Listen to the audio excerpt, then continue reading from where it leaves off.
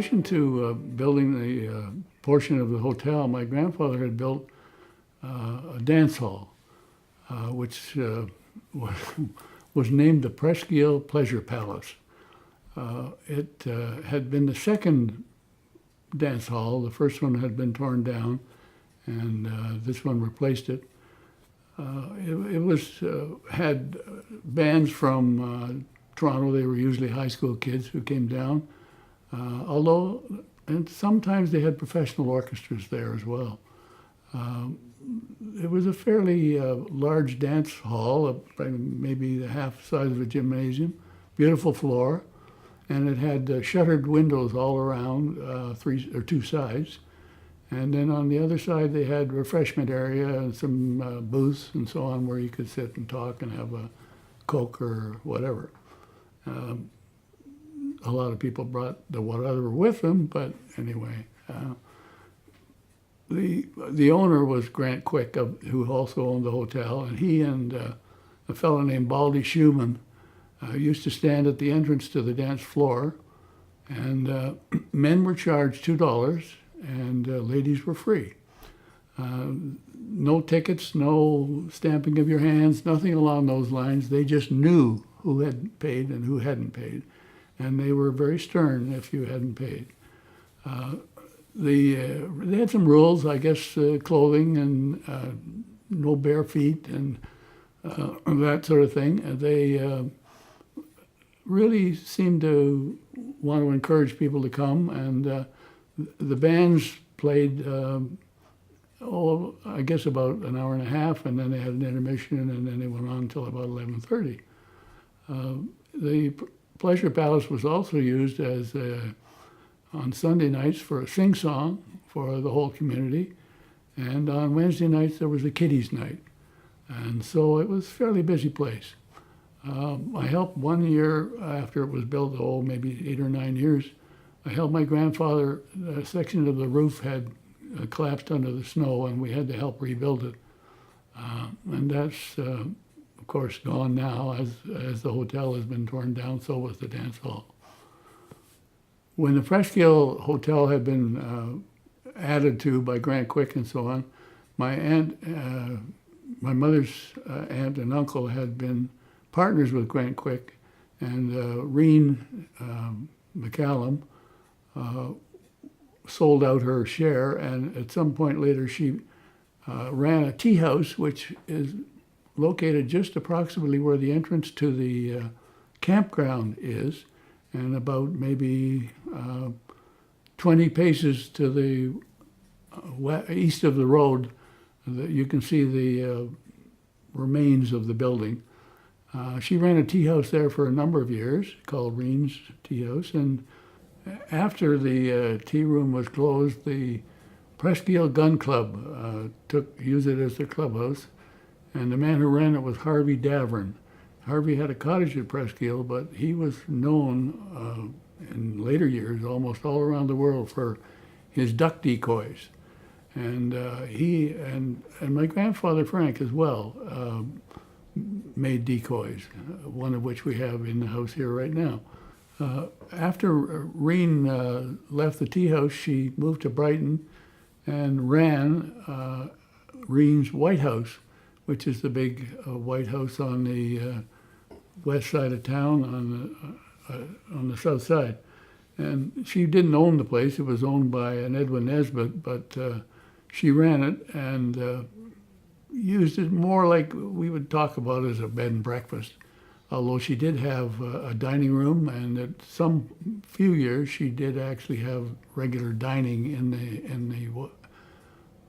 porch that was on the east side, and it had lovely big windows, and it was a really lovely spot to go for dinner.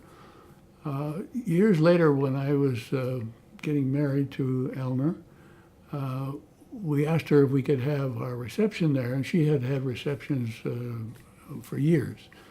And she looked at me and said, "No, I'm not going to do weddings anymore." So while our reception was at the United Church, Trinity St. Andrews, all the guests at the wedding were staying at the White House. So Reen, after that, she had, when the 401 was being built, she had all of the construction crews and the surveyors and all that stayed at the White House for almost a year. And Edwin Nesbitt, the owner, became incapacitated. He could hardly walk, and he was in a wheelchair, and he was looked after by Reen until he died. And then the White House was sold.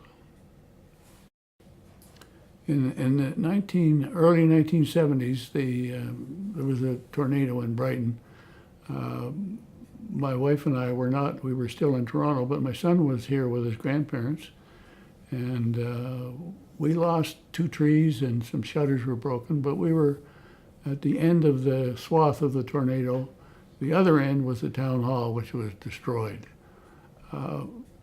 Shortly after that, about maybe a year, Scotty Broughton, who was the head of the Scout organization in Brighton, decided to buy and bring over our cottage that had been taken over by the parks.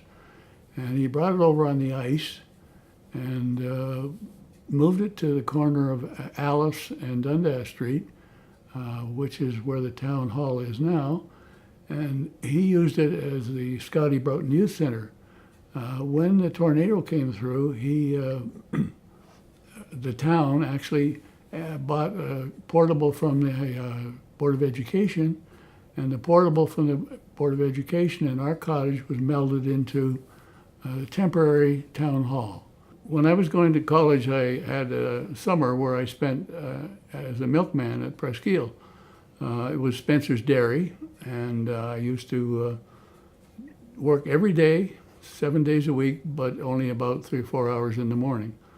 One of the incidents I remember, when I first went to these 2 places that are now on the lakeshore area of Presqu'ile, where they have the Christmas sales and that sort of thing, I went to the one door and the lady said to me, it was a maid, and she said to me, we want 2 quarts of milk. So she went over to the lady who was the lady of the house, and she opened up her purse and got out the 23 cents or whatever it was, and brought it over to the door, and I gave her the milk.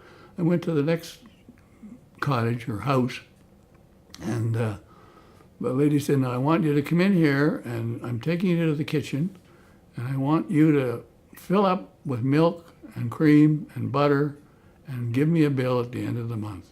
And just come in whenever you want to do it and see what's there and just fill it up and finish. And just give me a bill once a month." So it just showed me how different people were. There were several cottages on the Presqu'ile that allowed me to just come and fill it up, and we'll pay you later. The other time I had, I guess, a rotten chocolate milk, and this lady gave it back to me, and I put it in the truck just behind my back. And that day I was driving along an area where there was the narrow road, pine trees, and birch trees, and I had to stop suddenly, and the milk came over and just poured all over me, this rotten chocolate milk. And it was summertime, and by the time I finished the day, I was rank. It was terrible.